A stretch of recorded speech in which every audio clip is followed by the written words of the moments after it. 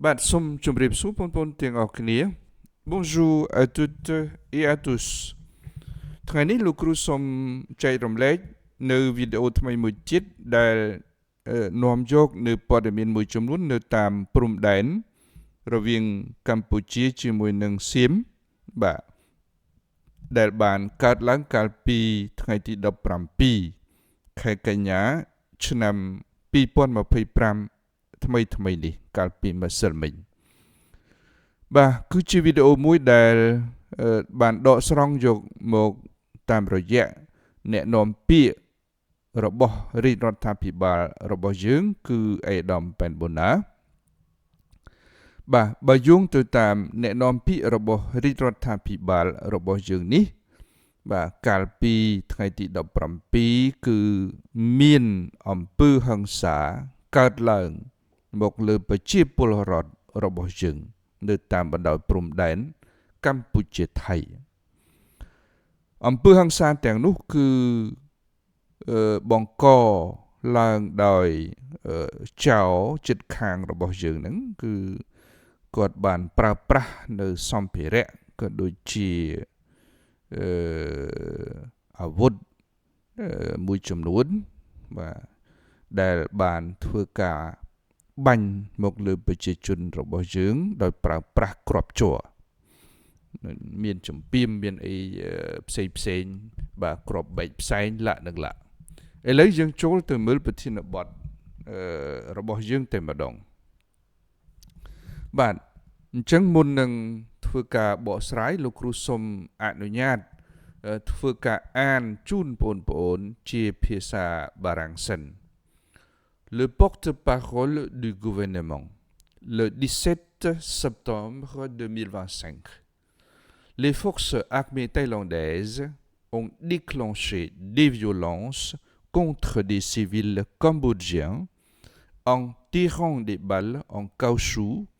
des bombes fumigènes et en utilisant des lance-pierres, des pistolets paralysants et des équipements sonores qui ont gravement endommagé les tympans et le cerveau, provoquant l'évanouissement de civils et de moines, y compris des forces non armées, et blessant grièvement 28 personnes. បាទលោកគ្រូសូមធ្វើការពន្យល់នៅពាក្យសំខាន់បាទពាក្យសំខាន់របស់យើងគឺយើងឃើញទាំងអស់គ្នាហើយ Le porte-parole ដូចបានដឹងទាំងអស់គ្នាគឺបកប្រែថាអ្នកនាំពាក្យណារបស់រដ្ឋាភិបាល Les forces armées កងកម្លាំងណា Force គឺកងកម្លាំងពាក្យថា armée នេះគឺប្រដាប់ទៅដោយអាវុធបាទ armée នេះគឺប្រដាប់ទៅដោយអាវុធបាទកងកម្លាំងប្រដាប់អាវុធរបស់អ្នកណាកងកម្លាំងប្រដាប់អាវុធរបស់សៀមបាទ ont déclenché បានប្រកាសបានបង្កើតឡើងបាទបានបង្កើតឡើងនៅអីបានបង្កើតឡើងនៅអំពើហិង្សា des violences ពាក្យ violence គឺអំពើហិង្សាប្រឆាំងនឹងជនស៊ីវិលខ្មែរយើងជនស៊ីវិលកម្ពុជា des civils cambodgiens en tirant des balles en caoutchouc ដោយធ្វើការបាញ់បាទគ្រាប់ជ័រណាដោយធ្វើការបាញ់គ្រាប់ជ័រ des bombes fumigènes គ្រាប់បែកផ្សែងដែលធ្វើឲ្យយើងហៀទឹកភ្នែកពិបាកដង្ហើម et en utilisant des lance-pierres នឹងប្រើប្រាស់ជំពាមកៅស៊ូ et des pistolets paralysants ហើយនឹងកំភ្លើងដែលអាចធ្វើឲ្យមានគ្រោះថ្នាក់នៅក្នុងចម្ងាយចិត្តណាបាទចង់និយាយថាឧទាហរណ៍ថាដបងឆក់បងប្អូនទាំងអស់គ្នាស្គាល់ដបងឆក់អញ្ចឹងកំភ្លើងហ្នឹង pistolet ហ្នឹងកំភ្លើងខ្លីហ្នឹងបាទមិនមានគ្រាប់ទេក៏ប៉ុន្តែកាលណាបាញ់ទៅវាបង្កើតនៅចរន្តខ្ពស់ដើម្បីឆក់អ្នកដែលនៅជិតយើងបាទអាហ្នឹងគេ pistolet paralysant បាទ បាទពាក្យថា paralyzé នឹងធ្វើឲ្យពិការធ្វើឲ្យសន្លប់ឧទាហរណ៍បាទបើសិនជាវាមានប៉ះពាល់ដល់តសៃតសូងអីធំដុំអញ្ចឹងទៅវាអាចធ្វើឲ្យអ្នកហ្នឹងคล้ายខ្លួនទៅជាពិការបាទអញ្ចឹងអាហ្នឹងគឺជាឧបករណ៍ដើម្បីការពារខ្លួនក៏ប៉ុន្តែជនរងគ្រោះបាទអាចធ្ងន់អាចស្រាលទៅតាមស្ថានភាពជាក់ស្ដែង et des équipements sonores ហើយនឹងសម្ភារៈបាទបំពងសំឡេង alors qui ont gravement endommagé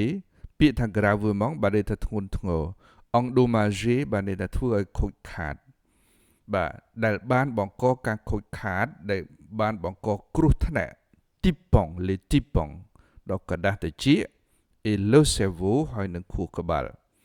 provoquant l'évanouissement បង្ក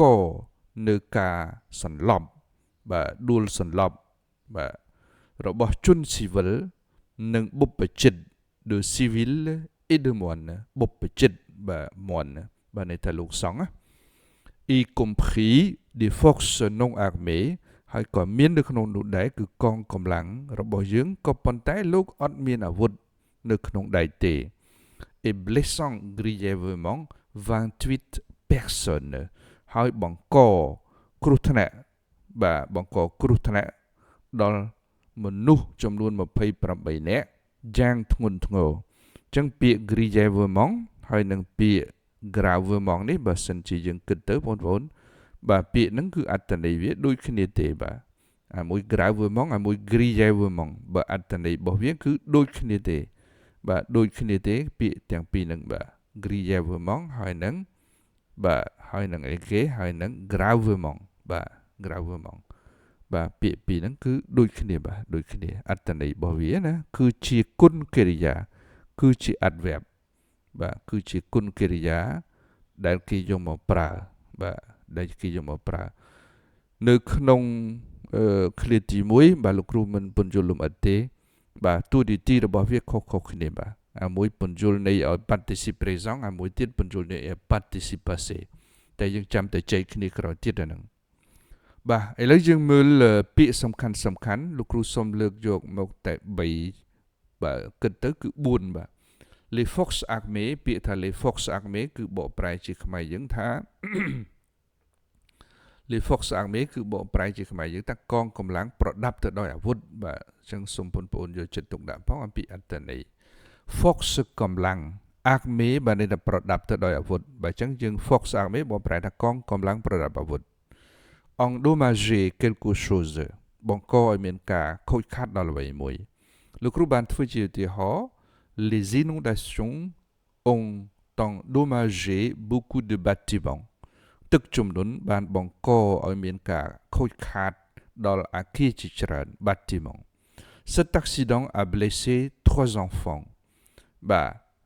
គ្រោះថ្នាក់នេះបានបង្កឲ្យមានរបួសដល់កុមារចំនួន3នាក់អាហ្នឹងគឺយើងប្រើពាក្យ blesser quelqu'un បាទន័យថាធ្វើឲ្យនរណាម្នាក់មានរបួសពាក្យស្តៀងគ្នានឹងដែរក៏ប៉ុន្តែអត្ថន័យខុសគ្នាបើសិនជាយើងចង់និយាយថាខ្ញុំរបួសដៃខ្ញុំរបួសជើងបាទយើងអាចនិយាយជាទម្រង់ pronominal